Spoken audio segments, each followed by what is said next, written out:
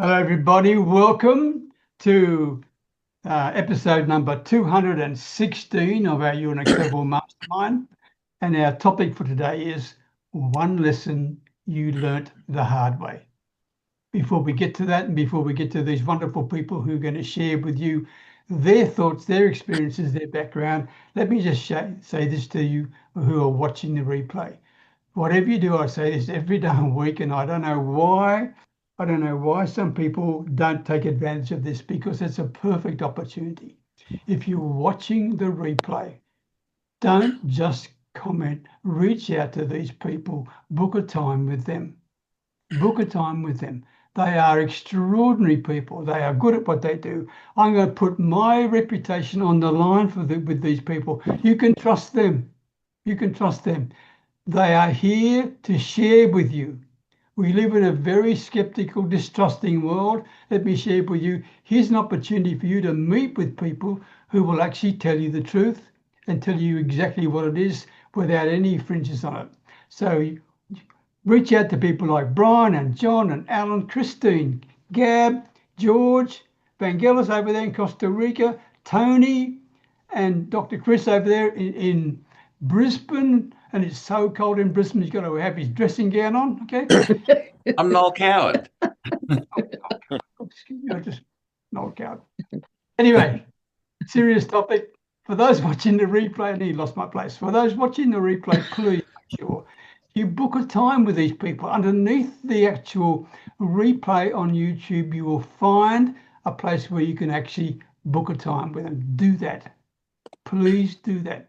There are some exciting things some of these people are doing right now, and I think you may find there's opportunities for you there that you never thought possible before. So without any further ado, let me start introducing them to you so you can get a feel for who they are before we get to the topic itself.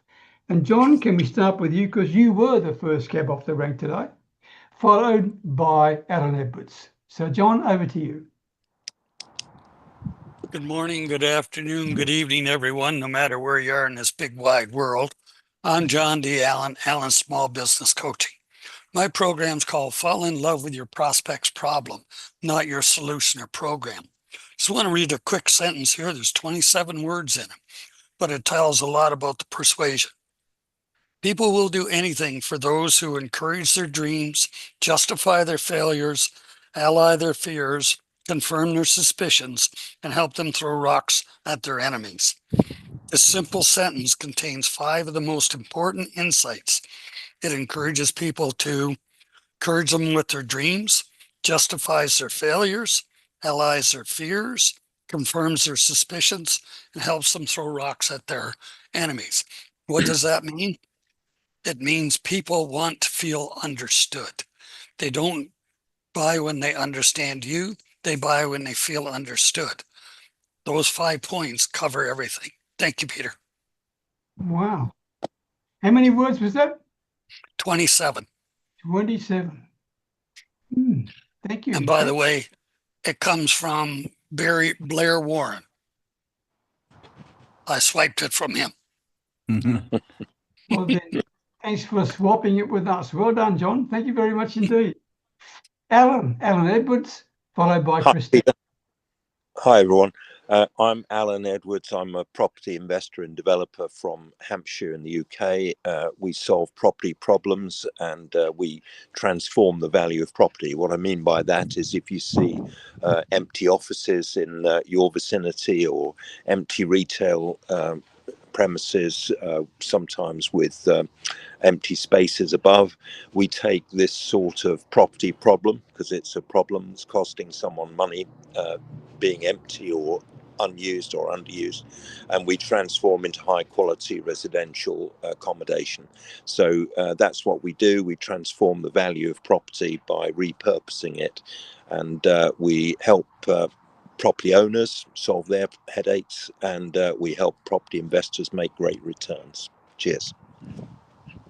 Thanks, Alan. I mean, you do it from a unique perspective. You don't just provide transformational value, but you're also helping people in need. That's a great combination. There's no doubt about that.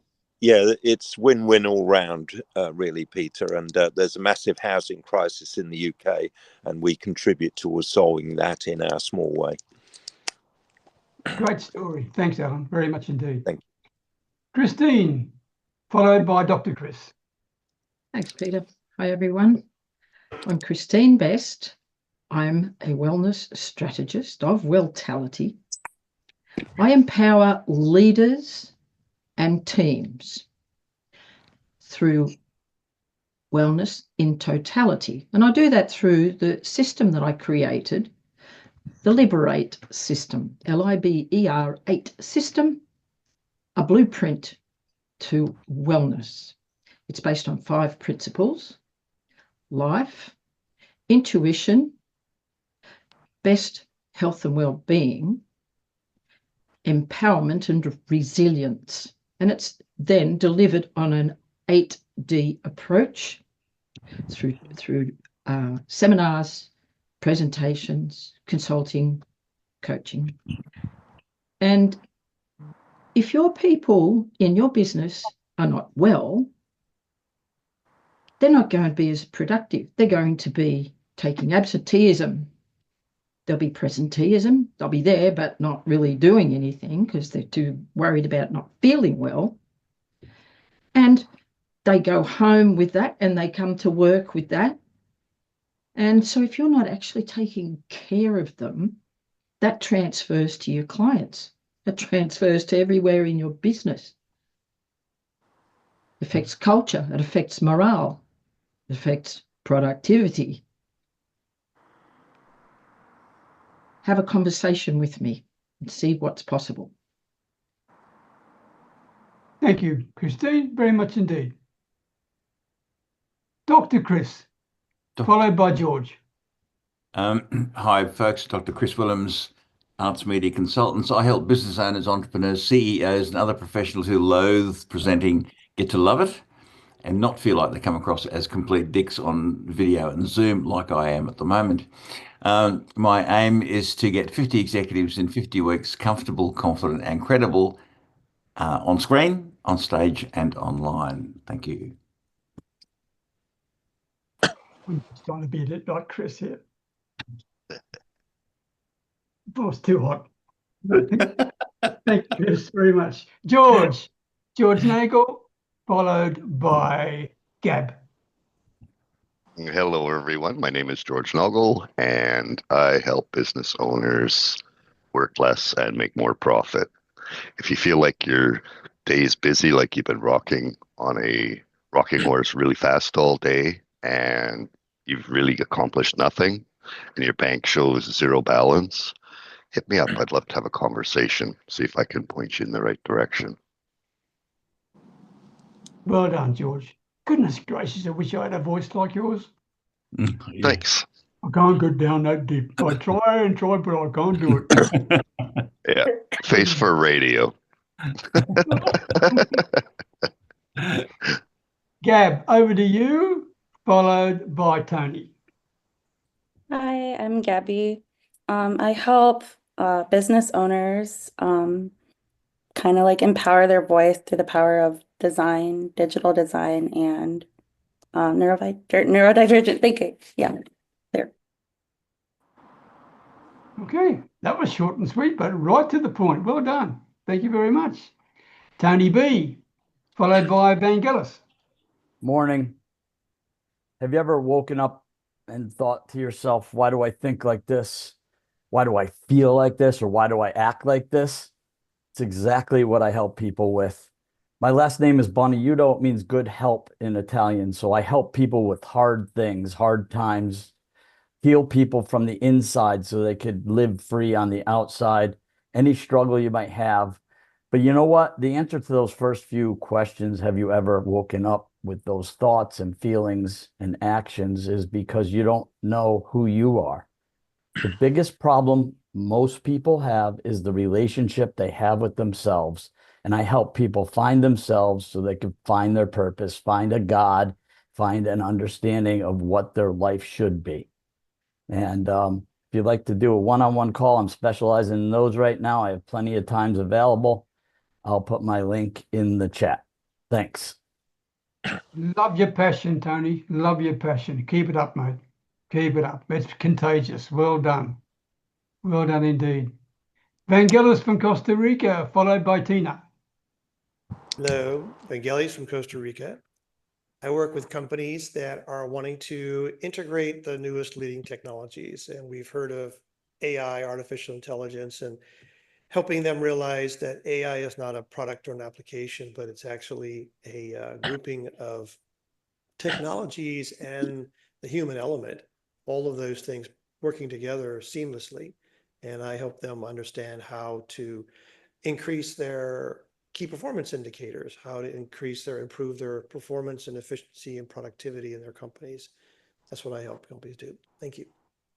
Thank you, Vangelis. Well done. Well done indeed. Tina, followed by Anita. Hello.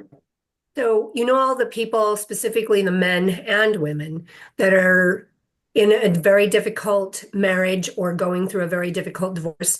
I help them find that peace. I help them plan out their divorce. I help them move forward and communicate and work with their attorney, saving them thousands of dollars as they go through the process. And I'm a certified divorce coach, certified in restorative family mediation, certified as a conflictual co-parenting coach. All of those work together to help me in a high conflict divorce situation. Thank you. Wow. What a woman. Thank you very much, Tina. Well done. Anita, followed by Mary. Yes, I'm Anita Biggins, and what I do is I help companies build relationships with their targeted audience and form collaborative partnerships. Thank you. That was short and very concise, but thank you very much, Anita. Mm-hmm. Mary Stanley, followed by Brian K. McNeil. Hi, everybody. So what I do is I help individuals and families understand autism and neurodiversity. It's not looking at them like they're broken, like they're never going to accomplish something. It's looking at what their gifts are or where they're good at things and where their challenges are and helping them figure out how their brain is wired so that you can overcome your challenges and understanding that speech and communication is just a wiring conflict in the brain and how you can overcome all these struggles and understand you can lead a happy life that you want to lead. It's just meeting in the middle. Thank you, Mary. Well done. Brian K. McNeil.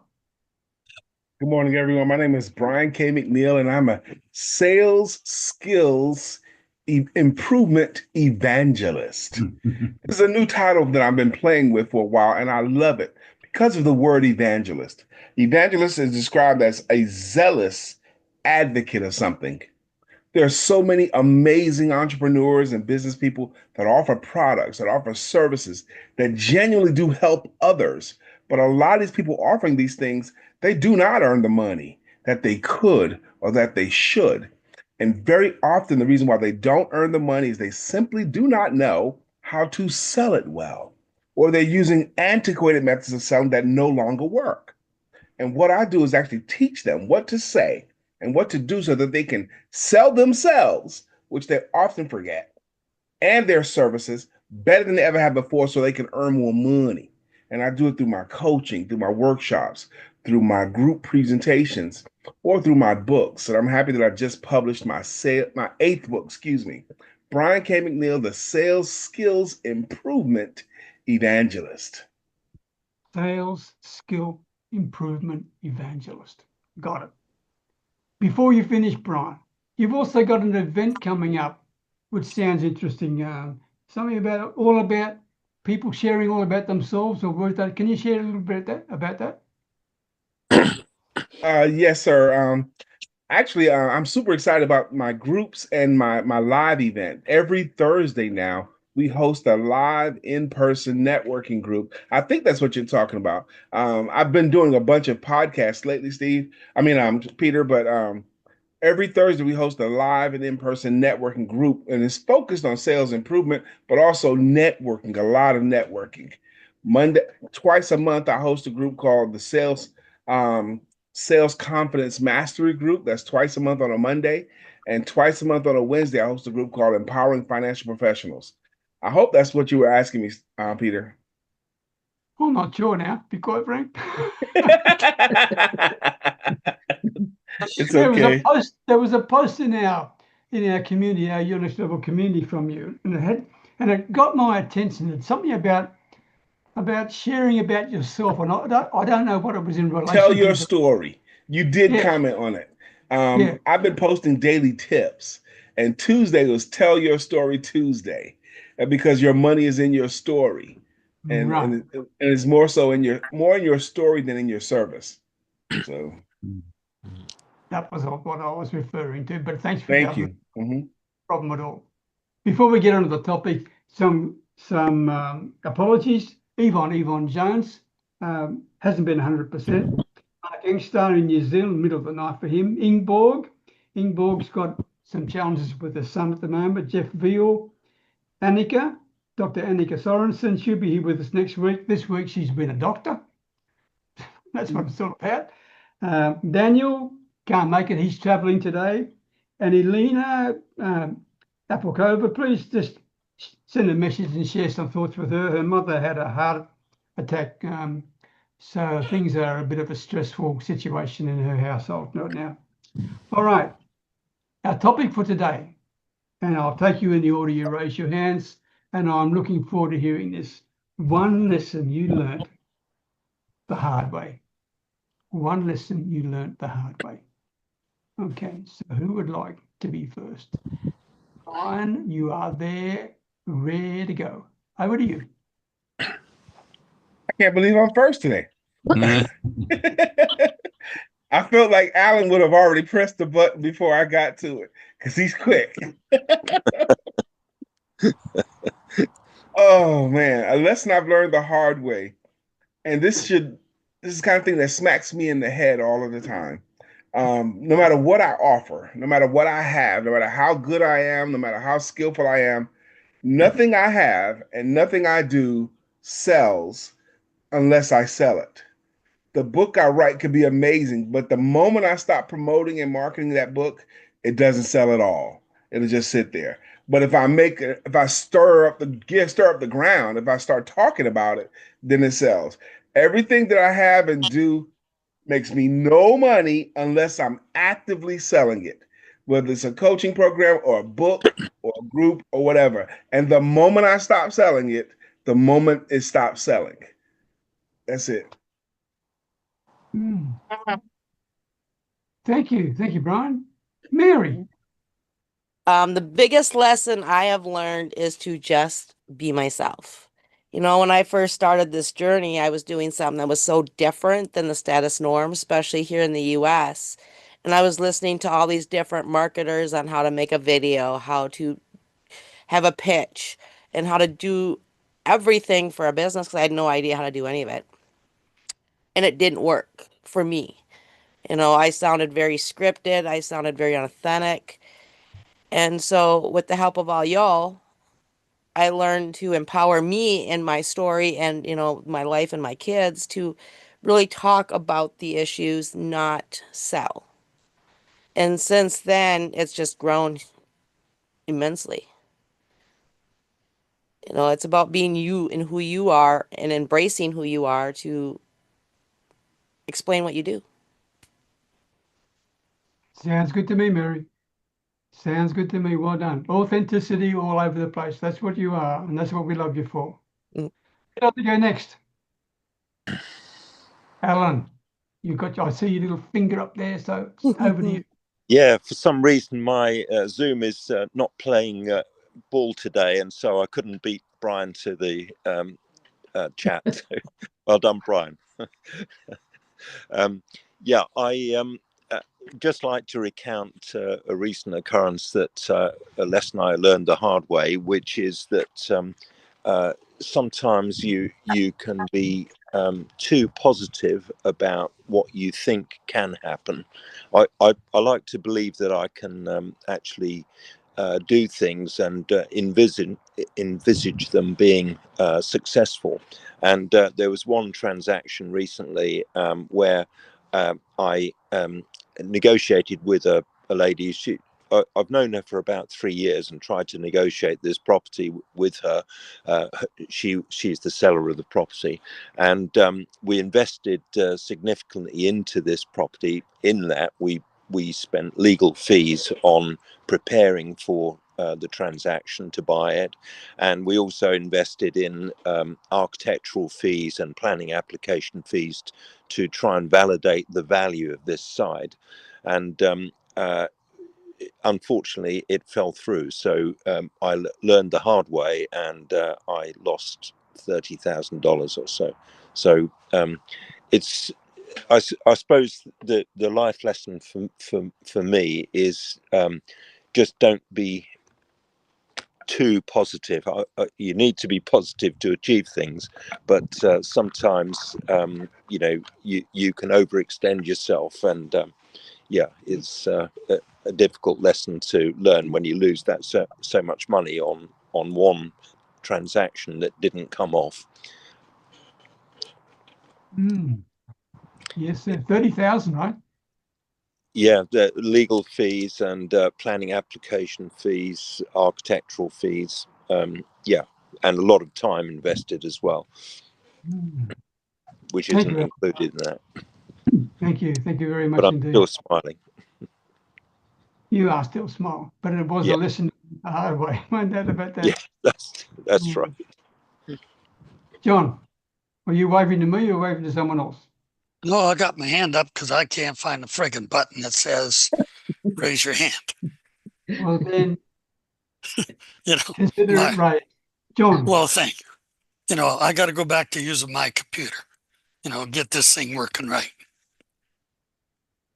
Now, the biggest lesson I learned that had a big effect on me was the good Lord gave us 2 ears and 1 mouth. Well, for years, I had 3 mouths and no ears. I didn't know enough to shut up. And this is a problem that affects a lot of salespeople.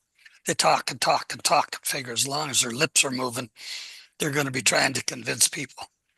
And that was one thing I had to learn. Don't convince. Because a person convinced against their will is of the same opinion still. They're not going to buy. So let the person, let them feel that they're understood. Brian is an amazing example here of things to do and all that. And he is so right. There's a lot of people out there that aren't making the money they should because they don't know how to tell their story. It's your story that sells. So, learn to tell your story and make it about them, not you. Thank you. John, when you said three mouths and no ears or whatever it was you talked about, right? Did you ever face a situation when someone said to you, will you stop talking? No, but I wish they did. Yeah. I talked myself out of more sales than I did into them. Yeah, point taken. And the other part, it was funny. I was the sales manager for this one company, and I kept telling the one sales rep to shut his mouth because he talked himself out of more sales than he did into it. And I was doing the same damn thing. Yeah. Well done. Actually, you know what? I remember when I first started in the insurance industry, I went out with the sales manager, and he was supposed to show me how to do it, all right? And I couldn't believe this guy, right? He just waffled all over the place like a mad woman up a gutter, okay?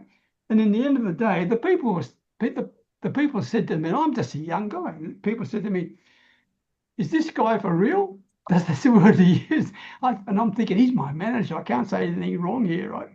But he blew the thing completely. And we didn't get the sale, quite frankly with you. But in the car on the way back to the office, I just said to him, is this how you normally do things? And he said to me, I have never been in a sales situation before, but because you left teaching to become a life insurance agent, I thought I'd give you the best of my ability. That was my first sales call. And he was a sales manager, John. He was a sales manager. Anyway, enough said. George, your hand is raised. Over to you. All right. Thank you very much, Peter. I've learned that the advice given by other people is usually for them, not me, and vice versa. And it's kind of I think it kind of ties in a little bit with what John was saying about talking too much and giving advice. I have to say that listening to advice from people I thought were giving me the best advice was for me, and it's not. It was for them. It's something what they would do, not what they think I should do. Because if we give or receive advice, we should be the ones that are accountable for the outcome, in my personal opinion. So take advice. Obviously, you want to think logically, but don't take it blindly, because 90% of the time it's not even for you if you're receiving it and or giving it. And I'm not sure if I explained it properly in a way that everyone understands, but yeah, it's something to be careful of.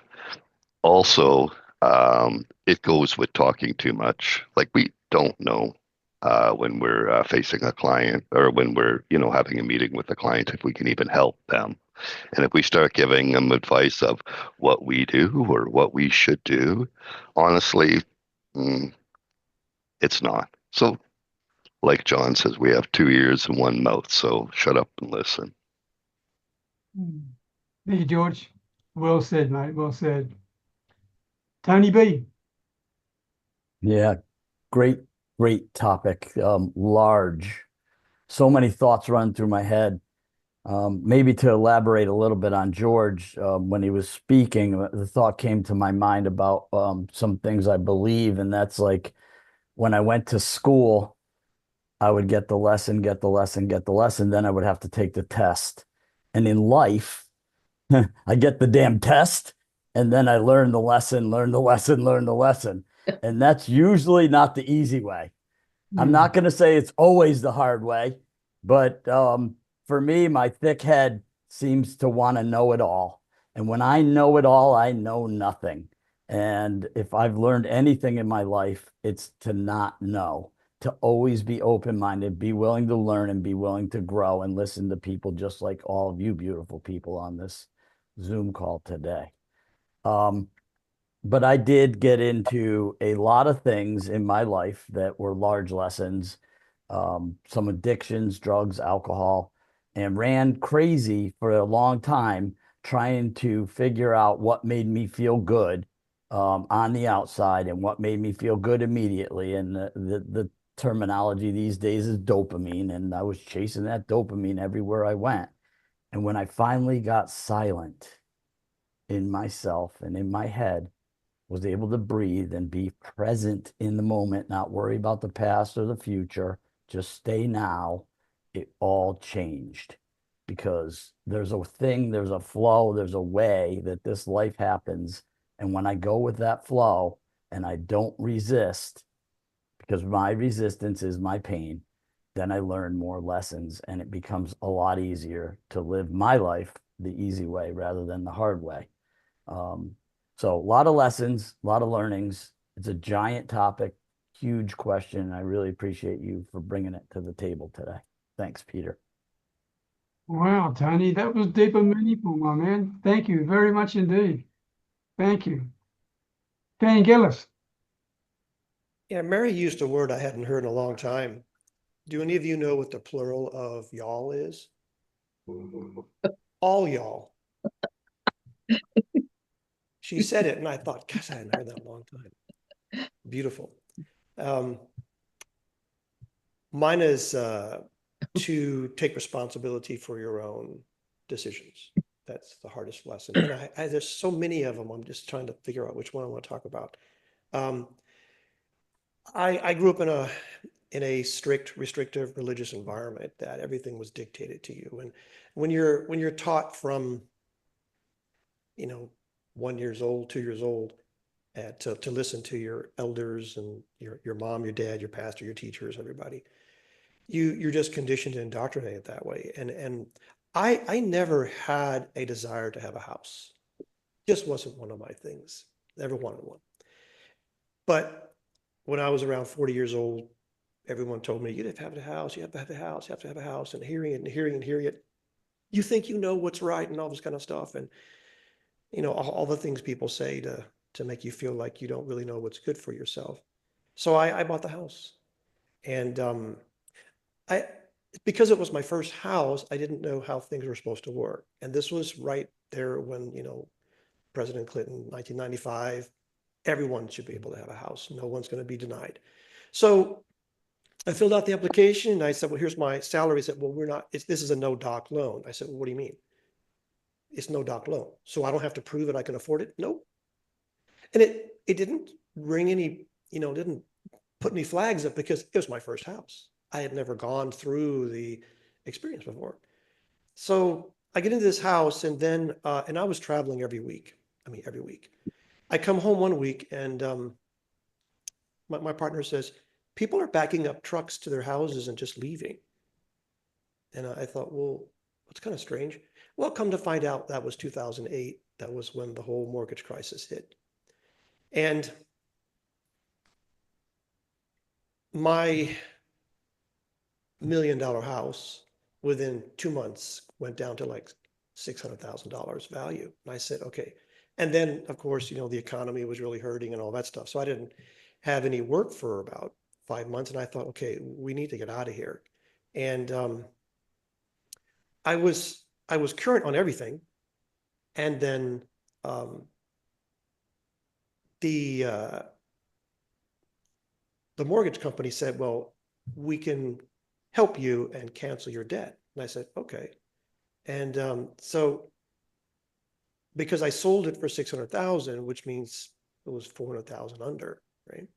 And I said, okay, so how does that work? Well, they said, well, we can take care of it for you. So then I said, well, I need to move out of the house. And because someone told me if you short sale, it's going to affect your credit rating. So the mortgage company said, you can't leave until you sell it. And I said, well, I'm going to leave anyway. So I found an apartment and just got in right before my credit rating went down. And there were a lot of people making a lot of money that couldn't even get into anything. And so then I spent the next 5 years, because I didn't realize they were going to 1099 me the $400,000. I didn't have that taxed money.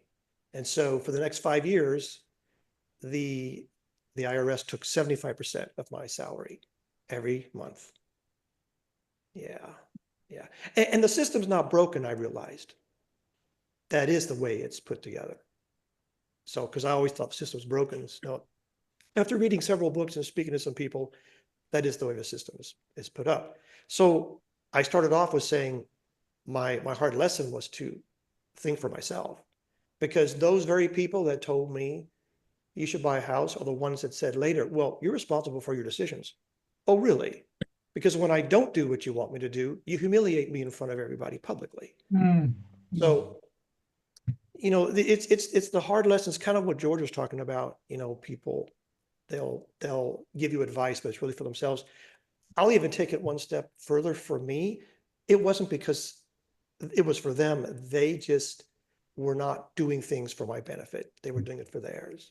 So anyway, that was the hard lesson, was to think for myself, take responsibility for my decisions. Wow, thanks, Vangelis. 75% to the IRS. 75%. Yeah, I paid $500,000 in 5 years for a house I did not want and did not have any longer. Ooh, that was a hard one. Yeah. That is a tough lesson. Thank you very much, Matty. Wow. Dr. Chris. Yes, a couple of things. I mean, we go through life and it's nothing but hard learned lessons, I think. But a couple of, I just following on from what John Allen said, and there's an analogy, because I was a mime artist for 25 years, and I discovered fairly quickly that the less you do, the more powerful it is on stage. So the less you move, the less you clutter what you're doing, the clearer the message is. So that was a good one. The other one, the title track of my first solo album is "Trust No One, Travel by Night." And I found that with computers and IT and hackers and scammers and spammers, it's more true now than ever before. I just had an IT person here today, fixing up things that people have gotten into my system that I didn't want to ask. So trust no one, travel by night. It sounds very cynical, but it's increasingly true. So if you find people you can trust, they're gold, but there aren't many. Thank you, Chris. And I'm delighted to hear that you could explain that situation without using any bad language. I never swear, Peter. You know that. I wasn't being rude. Beg your pardon. I'm being honest. Noel Coward never swore. I'll put my Noel Coward aside to darn hot. Thank you. Alina, nice to see you, by the way. I didn't expect I put an apology in for you because I shared with everybody about your mum. So it's nice to see you. So well done. We'll come back to you in a minute, all right? All right. Now, and Jeff, I didn't expect to see you either. I thought you were sick, for goodness sake. Tina, what about you? One lesson that you learned. Sorry. So I can echo what most everybody else says. I think we all kind of go through that process of the live and learn. Now, Vangelis, I have one that's very similar to him. Happened just recently where my son, I took on my son's loan for school and they were able to get that school loan and mail it to me. And I knew it was coming due. So I sent them a check. I sent them another check, sent them another check. And finally, I'm like, why is the amount not coming down?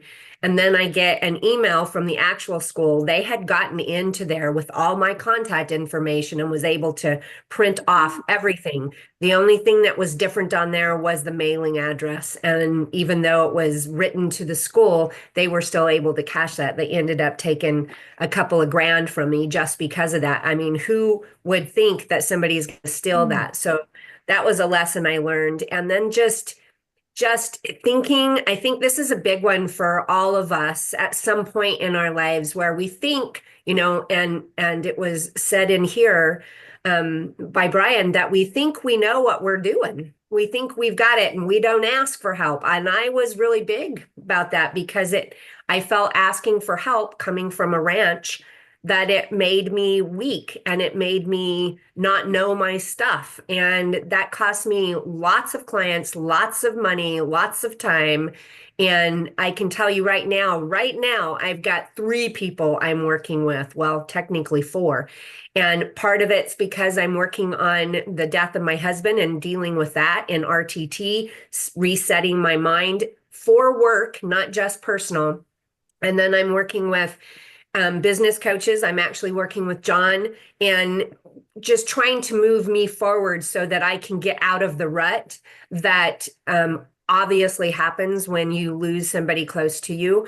And so those are things that are super important that I think we all need to pay attention to. We need to raise our hand and ask for help. Thank you. Wow, Tina, you're talking to the converted. Wow. When I first came online more years ago than I want to admit publicly on this session because it was many years ago, but I came from a very successful offline sales experience. And you know what, Tina? I didn't need any help. Okay. I can do this. I don't need anyone to help me at all. That was pure ignorance, stupidity, and ego. And it cost me dearly. It really cost me dearly. And it took me more than 2 years to get rid of that damn ego of mine and to accept the fact, my God, Peter, you need bloody help. Okay, so thank you, Tina. I can totally resonate with what you said. Well done indeed. Well done. Okay. Jeff, what about you, my man? What one lesson you learnt the hard way? Just one. Laughing, just one. I think we learn all of this. I think we learn all of our lessons the hard way. Just a matter of different hard. That like I say, life wasn't meant to be easy. One story I can relate to. I had a lawyer come to my office. I was running a matchmaking business, and he came in to be a client, and he told me what a wonderful man I was. He wanted to take me out for dinner. So we went out for dinner, and him being a con man, I ended up paying anyway. That's another story. But during the dinner, he said something fantastic. I've never forgotten it. He said this to me. He said, Jeff, you can always rely on people. And just as he was saying that, and he hesitated, didn't say any more to it, I stuck a bit of lobster in my mouth, and I was just going to wash it down with a nice Chardonnay. So I put it in my mouth, and it hesitated. Then he said to me, so here's the punchline, remember? He said, you can always rely on people. And then came the punchline, to do the wrong thing. Ooh. And I kid you not, this is the Summit restaurant, if any of you guys know it in Australia, 5-star restaurant up in the sky. And I spat my lobster and the champagne or whatever all over the table. It just got me. I was halfway down my throat. And I thought it was so profound. You know, so that was an awesome lesson, you know, that I learned from someone who was more experienced than me. But I've learned a lot of lessons, guys. Another one, I just lost close to 20 million when COVID came along, which I thought was total bullshit, but the world didn't seem to think so. And I paid out. I sold 4 houses very quickly at fire sale prices to pay out 200 staff all over Australia, their long service leave, their entitlements, all the government bullshit. And I paid all that out at great expense to myself. And later I thought to myself, I wonder if I just told everyone, hey guys, that COVID's terrible, isn't it? I'm affected, you're affected, we're all affected. Thanks very much. Because out of 200 people, surprisingly, guys, not one person thanked me. Wow. I guess they thought, and they're right, it was my obligation. Right. So I've got no real regrets because that's how I roll. You can always make money. You can't always make integrity. So that's my 2 cents worth, guys. But just learn the lessons. When the lesson comes along, learn from it, adapt it. You know. Thank you. But main thing is learn it. Thank you. Okay. Well, we've got a little bit left. We've got Elena and we've got Gab. Elena, first of all, I want to say thank you to you. My sincere thoughts go out to you and your mum. I hope things are going well with her. Okay. You don't like it? And I'm surprised to see you and delighted to have you. So would you like to share what one lesson you've learned the hard way? I'd love to hear it. You're muted. Yeah, thank you. So one lesson that I wanted to share with you is always listen intuition when you decide something, especially when it is big decisions. Because we are conditioned to think logically, and many of us mostly even thinking about other people. Like me, I was conditioned from childhood to think about other people, to put them first, because my father was very generous. And even when we had guests, somebody could come and say, oh, I like this painting. And he could just take the painting and tell, oh, this is yours. This is our gift to you. So I was, from childhood, I was very grown up in the family. My mother also was not very far from my father. So I was just giving my toys, which I loved, and then I could cry because I was missing them. And that became the pattern when I also had consciously. And when I became very successful in my business, yeah, I made very big money, like 30,000 euros per week, and it was something like normal. And yeah, so people started coming to my life which just wanted to use me, because when you make big money, you don't even understand the value. So you can just, people were coming to just borrow 50K, which I didn't even know. And this, or something similar. And this is like why I want to share that we all have patterns. Yes, and these patterns we usually, if we don't discover them, these patterns can bring us to very bad situations. Like in my case, it came to extent that some people, when we moved to Turkey, they saw that I was so naive and generous, and I just wanted to help everyone. And what they did, they used my trust, and somehow they showed that they are my friends and they need help. And somehow they convinced me to give them letter of attorney for my 3 houses in order they could take the loan. And they said, oh, we will get the loan and then we get it back. So somehow it was 6 years ago. Yeah, so now I'm very different person from that time, who you know now. But the time I remember that when I was in the notary and I was giving them letter of attorney because I was just thinking I'm helping them. And then in 3 months, yes, so that moment, I remember like now, my intuition was just screaming and saying like, why, what are you doing? But my logic mind was telling me that this is your friends. And this lady also, she said like, oh, I'm your sister, so I will, if something happens, I will take care of your like family, knowing that I don't have relatives. And that was my another like phobia, is that what if something happens with me, who will take care of my daughter and my family? So yeah, so what I wanted to tell you, that these people, they stolen my 3 houses, car, everything in the houses. And I found myself totally like homeless with my small daughter, with my family who I have to take care of. Later, actually, even not, I didn't even know this for 3 months because they will continue communicating with me as their friends. So what I wanted to share you by this story, that yes, it is really important to put yourself first. Yeah, although we want to help people and we don't know even the intentions, some people have good intentions, right? Not all people that have negative and want just to use this, our strengths and good qualities. But yes, whatever, we always have to listen our intuition, especially when it comes to big deals, something that important. We always have to listen our intuition because it always says right. It will always tell you. And of course, like in that situation, I was feeling like, oh, how even can I doubt this person? How I can hurt her by telling no?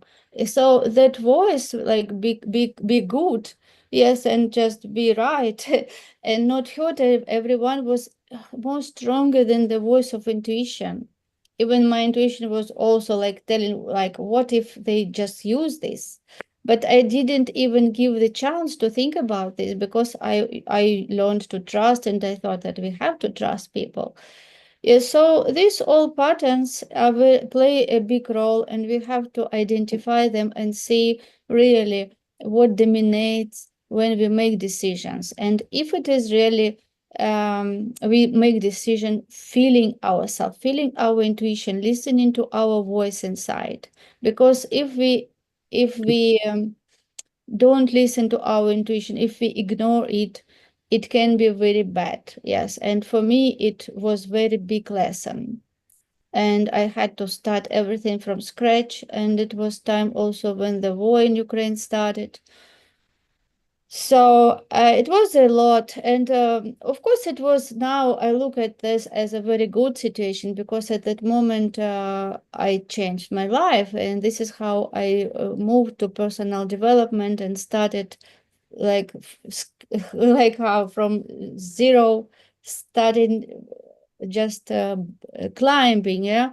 And this is how I found Bob Proctor. So this was the best situation that happened in my life, actually, because I would not be with you today if it didn't happen. It is different story.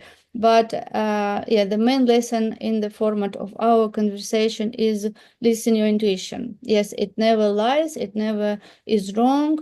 And if you develop it, and yes, you can develop it when you listen it, yes, and then you see, okay, my mind says me this, but intuition says that. What if I do and see if it is correct? So when you start listening and trust your intuition and act according to what it says, you will see that you will be much more successful, and you will not do mistakes.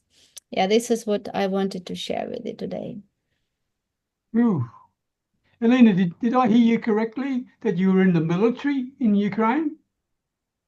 Did you say No, I that? didn't say I was in military. I said that time when the war in Ukraine started, like 2014, we moved to Turkey. Yes, so Right. this all happened in Turkey. Yes, and this is like we moved, like we sold house in Ukraine, we bought it in Turkey, and then from my business I bought another 2 houses, and everything was stolen just because of my mistake that I trusted people who I thought that I can help this way. You know, you've got a heck of a story. You ever thought about putting into a book? Yes, I started writing the book. Yes, it is coming soon. It is called Infinite Horizons, and this book will be in like a fable in style of alchemist.